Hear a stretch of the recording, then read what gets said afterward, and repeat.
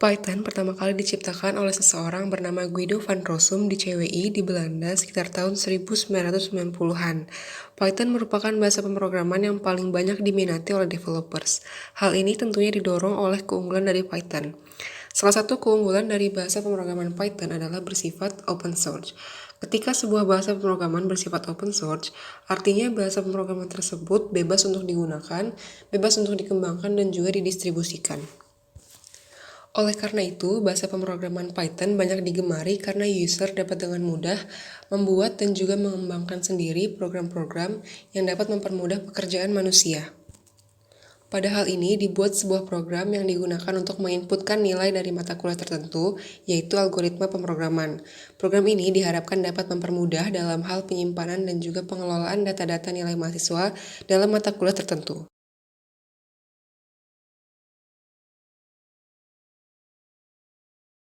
Bahasa pemrograman R diciptakan oleh seseorang bernama Ross IHK dan juga Robert Gentleman pada tahun 1995.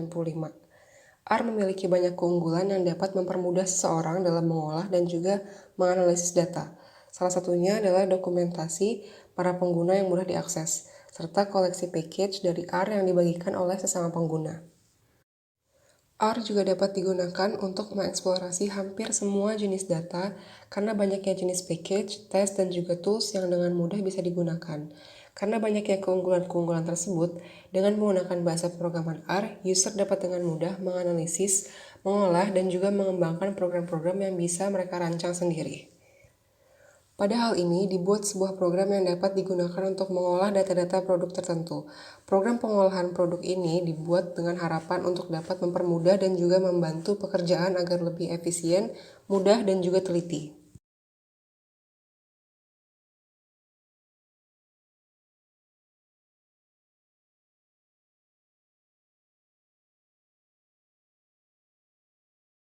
Python adalah salah satu bahasa pemrograman yang sedang banyak digunakan karena mudah dipahami dan sangat cocok untuk pemula. Namun bukan berarti tidak powerful, tetapi memiliki banyak fleksibilitas yang cukup tinggi dengan package-package yang sangat lengkap. Python yang bersifat interpretatif membuat bahasa pemrograman ini memiliki banyak keunggulan yang banyak digunakan untuk prototyping atau metode pengembangan produk dengan cara pembuatan rancangan, scripting dalam infrastruktur, hingga ke pembuatan website berskala besar. Di dalam Python terdapat beberapa library yang disebut array, perulangan, percabangan, list, dan juga data frame.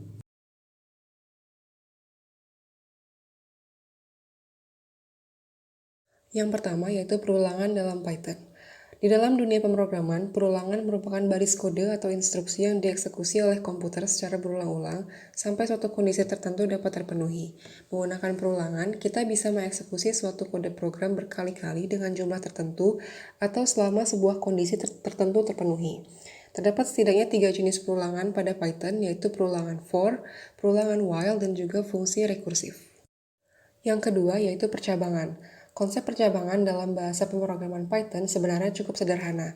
Komputer diinstruksikan untuk melakukan aksi tertentu atau P hanya jika Q terpenuhi, atau komputer dapat diperintahkan untuk melakukan aksi tertentu atau X jika suatu kondisi tidak terpenuhi. Terdapat beberapa statement percabangan dalam Python yaitu if, elif, dan juga else. Yang ketiga adalah array. Array merupakan sekumpulan variabel yang memiliki tipe data yang sama dan mampu menyimpan beberapa nilai dalam suatu variabel. Array memungkinkan untuk menyimpan data maupun referensi objek dalam jumlah banyak dan terindeks sehingga sejumlah variabel dapat menggunakan nama yang sama. Beberapa fungsi pada array adalah index, insert, append, remove, pop, count, sort, reverse, extend, dan juga lamp. Kemudian, yang keempat adalah list. Dalam bahasa pemrograman Python, struktur data yang paling dasar adalah urutan atau list. Setiap elemen-elemen berurutan akan diberi nomor posisi atau indeksnya. Indeks pertama dalam list adalah 0, indeks kedua adalah 1, dan seterusnya. Python memiliki 6 jenis urutan built-in, namun yang paling umum adalah list dan juga tuple. Operasi ini meliputi peindeksan, pengiris, penambahan, perbanyak, dan pengecekan keanggotaan. R merupakan bahasa yang digunakan dalam komputasi statistik. Sebelum R, sudah ada S yang lebih dulu dikenal, yang memiliki fungsi yang sama yaitu untuk komputasi statistik. R sangat baik digunakan untuk permodelan linier dan nonlinier, uji statistik parametrik dan non-parametrik, klasifikasi, klasterisasi, dan lainnya, dan juga baik dalam visualisasi data. R dapat dibilang merupakan aplikasi sistem statistik yang kaya karena banyak sekali paket yang dikembangkan untuk keperluan analisa statistik seperti linear regression, clustering, statistical test, dan lain-lain.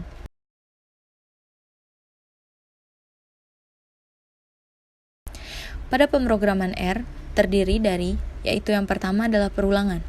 Perulangan disebut dengan loop. Loop merupakan kode program yang berulang-ulang. Loop berguna saat kita ingin melakukan sebuah perintah yang perlu dijalankan berulang-ulang seperti melakukan perhitungan maupun melakukan visualisasi terhadap banyak variabel secara serentak. Dalam RStudio juga terdapat berbagai jenis loop, diantaranya for loop, while loop, dan repeat loop. Kemudian yang kedua yaitu percabangan. Percabangan merupakan pemilihan statement yang akan dieksekusi di mana pilihan tersebut didasarkan atas kondisi tertentu untuk mengarahkan perjalanan suatu proses. Pada percabangan terdapat beberapa statement diantaranya if else, dan switch. Pada percabangan terdapat operator pembanding dan operator logika. Semua operator ini sering juga digunakan pada bahasa pemrograman yang lain. Nilai dari logika akan selalu bernilai true atau false. Kemudian yang ketiga yaitu array.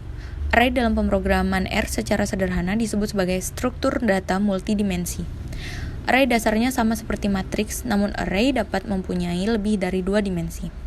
Kemudian yang keempat yaitu ada list.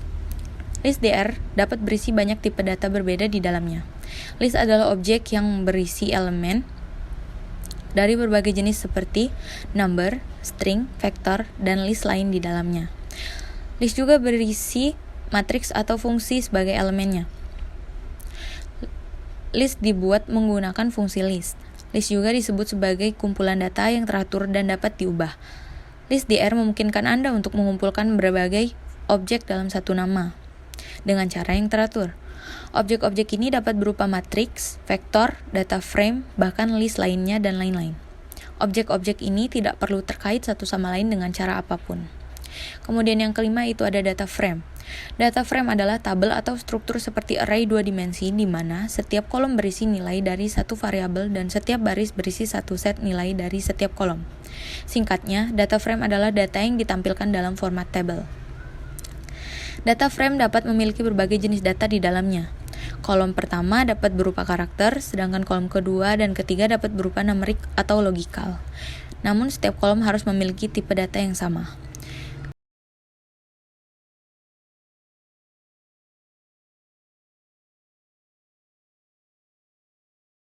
Hasil dan pembahasan. Pada bagian ini yang akan kita bahas adalah deskripsi dan flowchart program Python, lalu pembuatan program Python, lalu ada running program Python.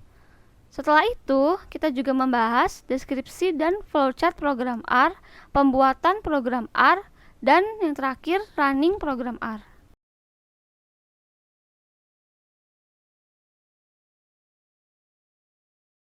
Flowchart. Sebelum membuat sebuah program, ada baiknya kita dapat membuat konsepnya terlebih dahulu. Biasanya, pembuatan konsep tersebut dapat kita lakukan dengan menggunakan flowchart. Flowchart atau bagan alur adalah diagram yang menampilkan langkah-langkah dan keputusan untuk melakukan sebuah proses dari suatu pemrograman. Setiap langkah digambarkan dalam bentuk diagram dan dihubungkan dengan garis atau arah panah.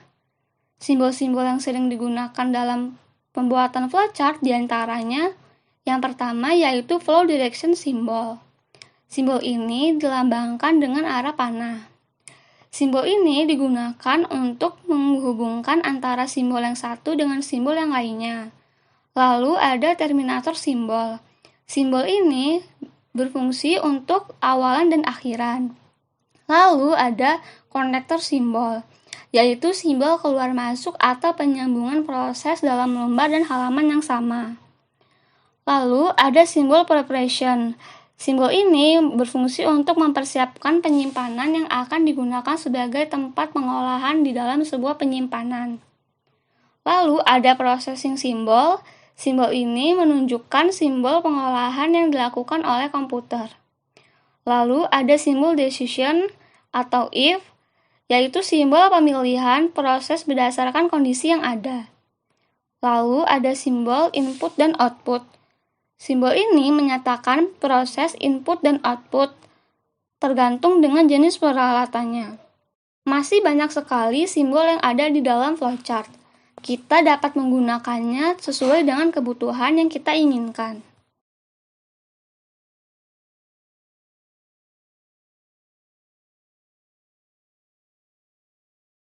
Flowchart pada Python.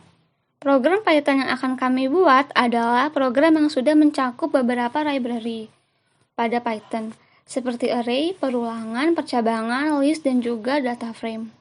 Program yang akan kami buat adalah program penginputan nilai algoritma pemrograman mahasiswa sains data ITERA.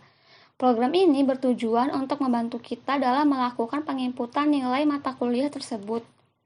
Nantinya, kita dapat dengan mudah menginputkan nilai data yang ingin kita input.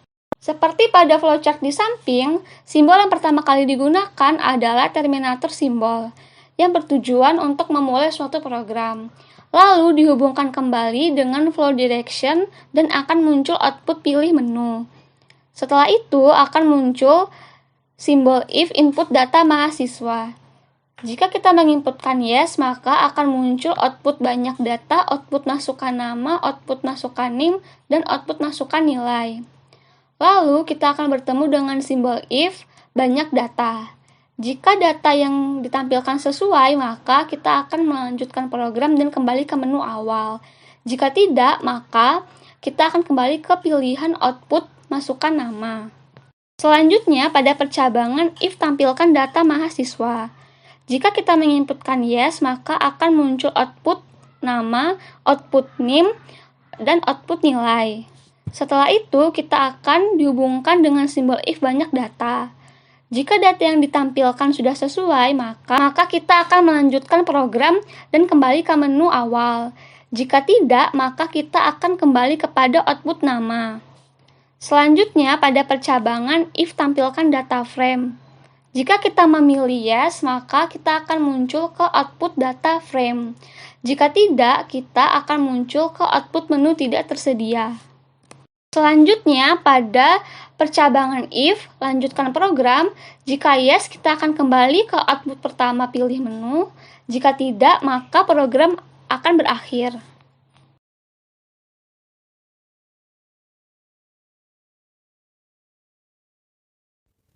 Selanjutnya kita ke pembuatan program Python. Langkah pertama kita harus membuat judul dengan fungsi print.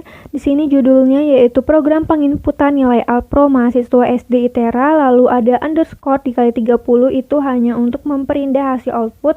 Langkah kedua kita membuat data frame dengan mengimport terlebih dahulu library pandas SPD, lalu import library numpy as np. Penggunaan as di sini untuk menggantikan pemanggilan pandas dan numpy dengan prefiks pd dan np untuk proses berikutnya. Selanjutnya kita ke pendeklarasian variabel. Di sini ada variabel data mahasiswa dengan tipenya list, ada variabel total data dengan nilai 0 dan ada variabel next dengan nilai y. Selanjutnya di sini ada fungsi perulangan while. Perulangan while ini adalah perulangan yang berfungsi untuk mengulang blok kode jika kondisi yang diberikan masih true. Dan langkah kelima kita membuat menu dengan list ke bawah, yaitu ada menu ke-1 input data mahasiswa, menu kedua tampilkan data mahasiswa, dan menu ketiga tampilkan data frame. Lalu ada inputan. Di sini user diminta untuk menginputkan angka 1, 2, ataupun 3 sebagai pilihan dari menu yang tersedia. Selanjutnya ada fungsi percabangan if else, di mana fungsi if ini akan mengandung beberapa fungsi lain, yaitu perulangan for. Untuk fungsi if sendiri yaitu pernyataan benar atau true, maka dia akan dieksekusikan ke dalam si if ini. Dan di sini choice 1 maksudnya itu masuk ke menu 1, di mana user akan diminta untuk menginputkan nilai n-nya atau berapa banyak data yang ingin diinputkan. Lalu di sini fungsi perulangan for ini dibantu dengan fungsi rank, di mana user akan diminta untuk menginputkan data sebanyak n.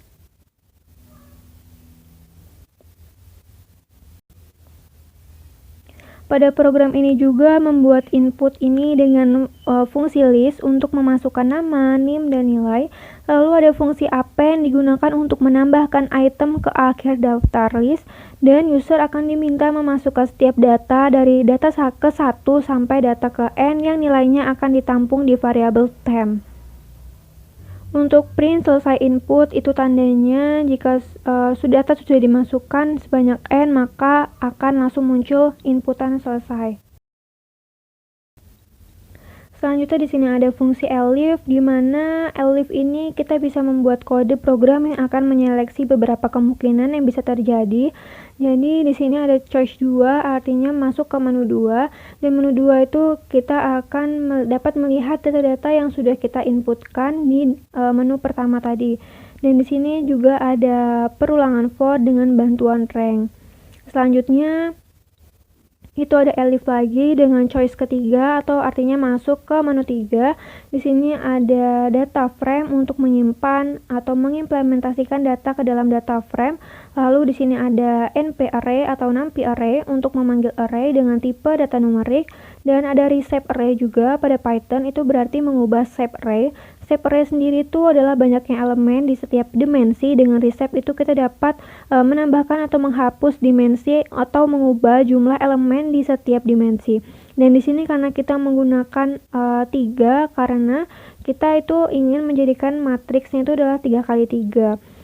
Sedangkan untuk kolomnya itu terdiri dari nama, NIM, dan juga nilai. Lalu ada fungsi else untuk kondisi yang bernilai salah atau false. Jadi misalkan menu itu kan ada 1, 2, dan 3. Namun jika kita menginputkan selain angka 1, 2, dan 3, maka akan muncul print menu tidak tersedia dan harap pilih menu yang benar. Lalu di sini ada fungsi next sebagai pilihan apakah ingin melanjutkan program atau tidak. Jika ingin melanjutkan program maka inputkan Y sebagai representasi dari yes. Sedangkan jika memilih tidak melanjutkan program, inputkan no sebagai representasi dari no. Dan print program serta program akan selesai.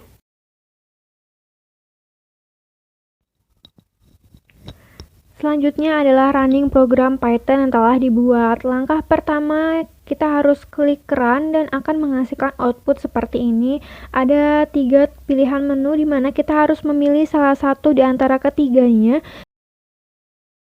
dengan cara menginputkan angka 1 ataupun 2 ataupun 3. Namun karena langkah pertama yang harus kita lakukan adalah menginputkan data-data mahasiswa tersebut, maka kita harus memilih menu ke 1. Setelah kita pilih menu ke 1, maka akan muncul inputan lagi banyak data, di mana kita harus menginputkan berapa banyak data yang akan kita masukkan. Dan di sini kita masukkan angka 3, maka kita diharuskan menginputkan nama, NIM, dan nilai sebanyak 3 kali. Setelah kita menginputkan sebanyak 3 kali, maka akan ada pemberitahuan bahwa inputan selesai. Dan kita akan ditanya apakah ingin melanjutkan program atau tidak. Dan di sini Y itu adalah representasi dari yes, sedangkan N adalah representasi dari no. Misalkan kita masukkan Y, maka akan muncul menu seperti di awal. Dan di sini kita coba pilih menu kedua, tampilkan data mahasiswa, maka akan muncul data-data mahasiswa yang telah kita inputkan pada menu pertama. Lalu ada pilihan lagi apakah ingin melanjutkan program atau tidak. Coba kita pilih Y lagi. Dan di sini akan muncul lagi seperti menu awal dan kita akan memilih menu ketiga yaitu tampilkan data frame. Maka akan muncul menu yang telah kita inputkan dalam bentuk data frame. Nah, akan ditanya lagi apakah ingin melanjutkan program atau tidak. Jika kita masukkan N atau representasi dari no, maka program akan berhenti. Dan apabila kita menginputkan pemilihan menu itu tidak sesuai dengan yang diinginkan atau antara 1, 2, ataupun 3, misalkan kita inputkan angka 5, maka akan ada pemberitahuan bahwa menu tidak tersedia dan harap pilih menu dengan benar dan akan ditanyakan apakah ingin melanjutkan program atau tidak.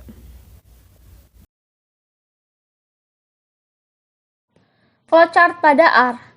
Program RStudio yang akan kami buat adalah program yang sudah mencakup beberapa library, seperti array, perulangan, percabangan, list, dan juga data frame. Program ini adalah program penambahan produk. Program ini bertujuan untuk membantu kita dalam menambahkan produk. Sebelum program tersebut dibuat, sebaiknya kita dapat membuat konsepnya terlebih dahulu. Seperti pada flowchart di samping, simbol yang pertama kali digunakan adalah terminator simbol, yang tujuannya untuk memulai suatu program. Lalu dihubungkan dengan flow direction simbol dan akan muncul output pilih menu. Selanjutnya kita akan bertemu dengan percabangan if. Jika kita memilih yes, maka akan muncul output produk yang akan ditambah. Output nama produk, output jumlah produk. Selanjutnya kita akan dihubungkan ke if banyak data. Jika data yang ditampilkan belum sesuai, maka kita akan kembali ke banyak produk yang akan ditambah. Jika sudah sesuai, maka kita akan dilanjutkan kepada menu lanjutkan program. Jika kita ingin melanjutkan program, maka kita akan dibawa ke pilihan menu awal. Jika tidak, maka program akan berakhir. Lalu pada percabangan if selanjutnya, tampilkan produk. Jika kita menginputkan yes, maka akan muncul output nama produk, output jumlah produk. Selanjutnya, kita akan dibawa ke if banyak data. Jika data yang ditampilkan belum sesuai, maka kita akan kembali kepada output nama produk. Jika sudah sesuai, kita akan dilanjutkan dengan simbol if lanjutkan program. Jika kita ingin melanjutkan program, maka kita akan dibawa ke menu pertama, yaitu pilih menu. Jika tidak ingin melanjutkan program, maka program akan berakhir. Selanjutnya, pada simbol if tampilkan produk tadi, jika kita tidak memilih no. Selanjutnya, pada simbol if tampilkan produk tadi, jika kita memilih tidak, maka akan muncul output menu tidak tersedia. Lalu akan dibawa kepada simbol lanjutkan program. Jika kita memilih yes, maka kita akan dibawa ke menu yang pertama, yaitu output pilih menu. Jika tidak, maka program akan berakhir di sini.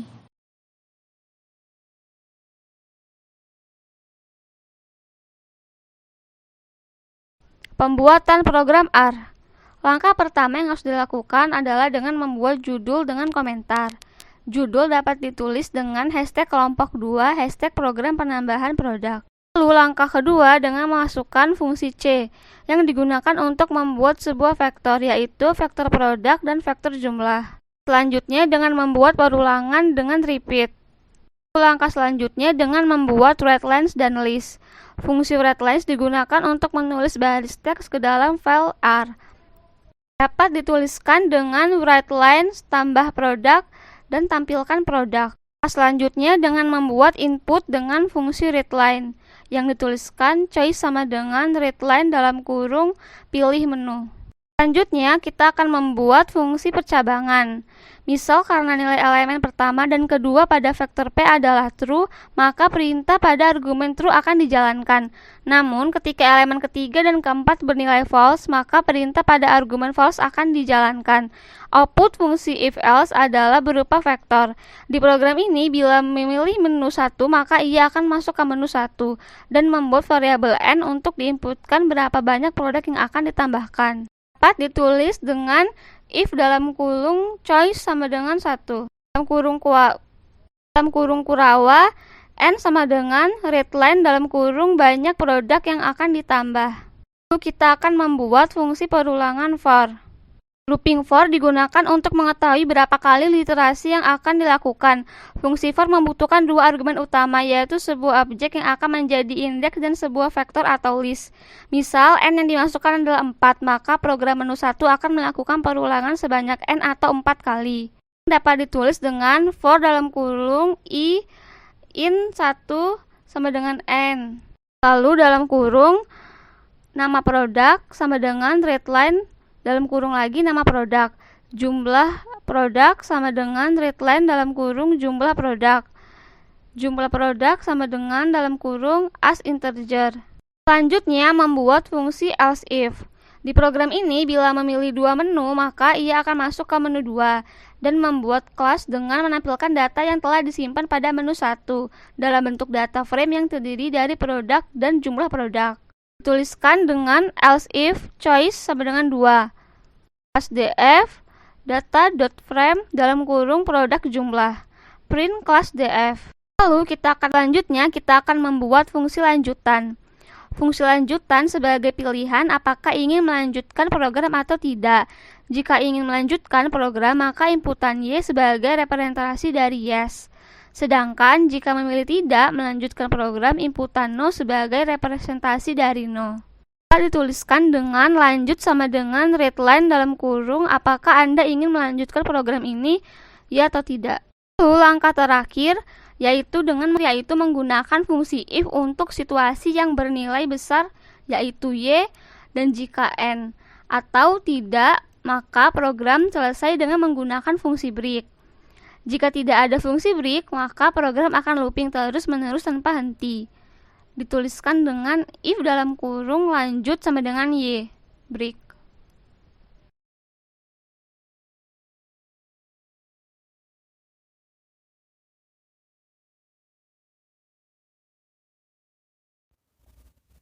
Selanjutnya yaitu running program R, di mana langkah pertama kita harus klik run untuk menghasilkan output seperti ini, lalu diberikan dua pilihan menu di mana kita harus memilih salah satu di antara keduanya dengan cara menginputkan angka 1 ataupun 2. Namun karena langkah pertama yang harus kita lakukan adalah menginputkan tambahan produk, maka kita harus memilih menu 1. Setelah kita pilih menu 1, maka akan muncul pertanyaan berapa banyak produk yang akan ditambahkan, dan kita diminta untuk menginputkan angka yang kita inginkan. Misal kita inputkan angka 3, maka kita diminta untuk menginputkan jumlah produk dan nama produk sebanyak 3 kali. Setelah kita menginputkan sebanyak 3 kali, maka akan ada pertanyaan apakah Anda ingin melanjutkan program ini atau tidak. Jika menjawab Y itu maka representasi dari yes, sedangkan N adalah representasi dari no. Kalau coba kita masukkan Y, maka itu akan masuk lagi ke menu awal di mana kita diperintahkan untuk memilih antara menu 1 atau menu 2. Dan misalkan kita pilih menu 2, itu akan ada tampilan di mana data pertama ditambahkan produk tadi itu menjadi bentuk data frame atau matriks.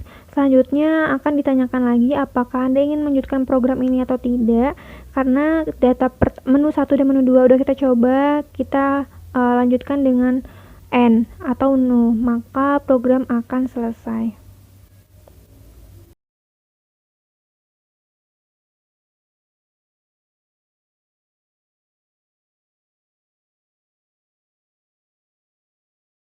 Kesimpulan, Python adalah salah satu bahasa pemrograman yang sedang banyak digunakan karena mudah dipahami dan sangat cocok untuk pemula.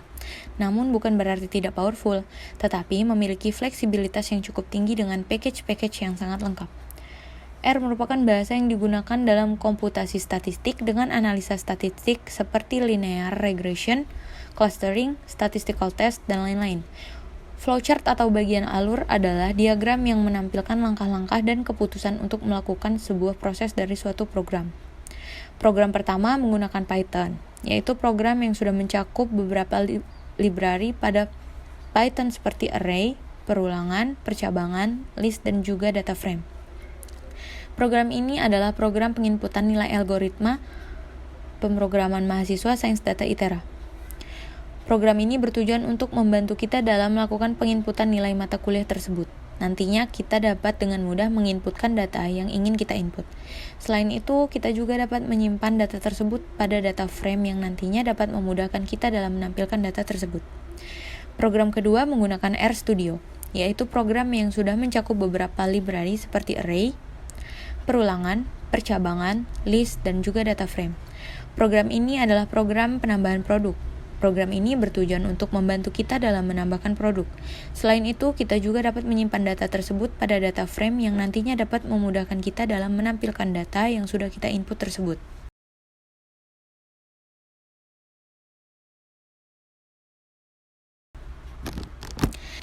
Kekurangan program. Dalam pembuatan program ini tentu tidaklah lepas dari kelemahan dan kekurangan. Kelemahan dan kekurangan pada program 1 adalah, yang pertama, pada menu 3 yaitu mengubah data dalam bentuk data frame tidak bisa dilakukan untuk semua ukuran matriks. Menu 3 hanya bisa dilakukan untuk matriks berukuran 3x3, artinya data yang diinputkan juga hanya bisa untuk 3 buah data. Kemudian yang kedua yaitu pada program ini hanya melakukan penginputan data berskala kecil sehingga kurang efisien untuk digunakan. Lalu pada kelemahan dan kekurangan di program 2 adalah yang pertama, pada program hanya memberikan pilihan 2 menu. Yang kedua, pada saat menginputkan angka selain 1 atau 2, peringatan untuk memasukkan inputan yang benar tidak muncul. Yang ketiga, tampilan dan penataan output masih kurang baik.